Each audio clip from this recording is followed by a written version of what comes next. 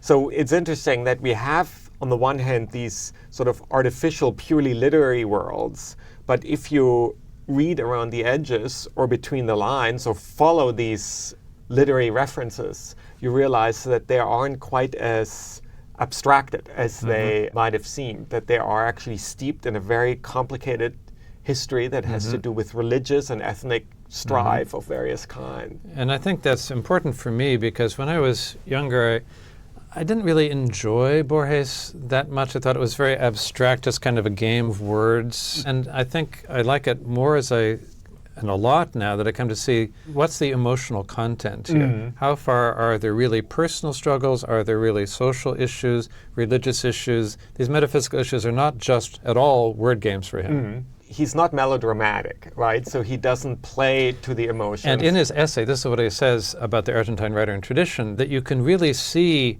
nothing is more Argentine, and he gives an example of an earlier poet who's just using sort of Petrarchan themes, Argentine poet. He says, well, there's nothing Argentine here, except it's purely Argentine because you see all the Argentine, the reserve, the fatalism, and you really see this kind of formality, but that's holding back. It's a little bit like the North's sagas, in which just underneath there's a volcano. Yeah, and I think that's very much the case here, especially in those stories, for example, the more detective-like stories that often end with death that involve murder of various kinds and terrible tragedies, if you will. There's the story Garden of the Forking Paths, which takes place during the war. World War I, in which a secret agent communicates by killing someone whose name will be then mentioned in a newspaper, and so the name of that person communicates the location of an army installation. So it's a very complicated sort of world of secrecy and double agents and secret messages. But at the end of it is this terrible murder. And in the middle of it is this weird, there's a garden and there's a book. What on earth? The readers of Ellery Queen's Mystery Magazine were not expecting a Chinese garden is necessary to this plot. Right. So there, on the one hand, there's this detective plot or like world of the Secret Service.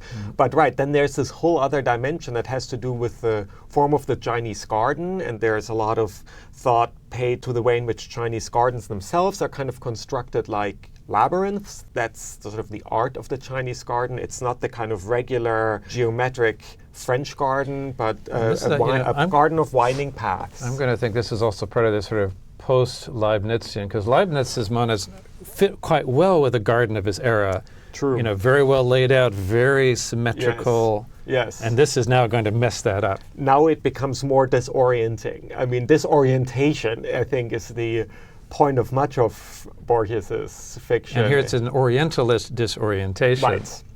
It's an Orientalist disorientation. The murder is of a Orientalist, a specialist in China. This is the person, the character who gets murdered. And why an Orientalist?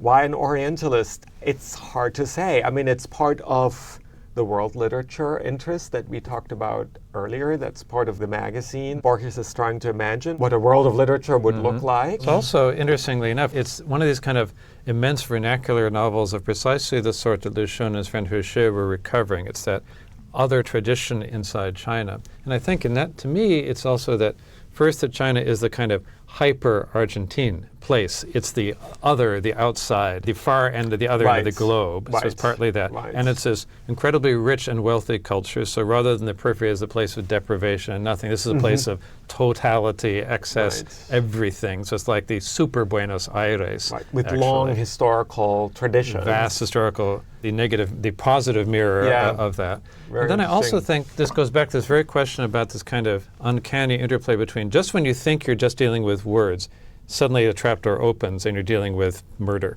Yeah. So that I think the fantasy of the sinologist, Dr. Stephen Albert, is that it's all words, it's a game. And Borges is very much aware in this generation, people like Arthur Whaley, who translates Tale of Genji, this Bloomsbury kind of aesthetic philology. Whaley, who never went to China or Japan, didn't want to spoil it by seeing the vulgar reality, right? This Stephen Albert is one of those people who thinks, oh, this is just a game, it's just words over there, and this is going to come back and kill him. Yeah. The world of literature is everywhere entangled with world of colonialism, post-colonialism, culture clashing. Empire very much. And think Albert, I mean, so it's a personal name, and it's a place, and it's a royal name, right?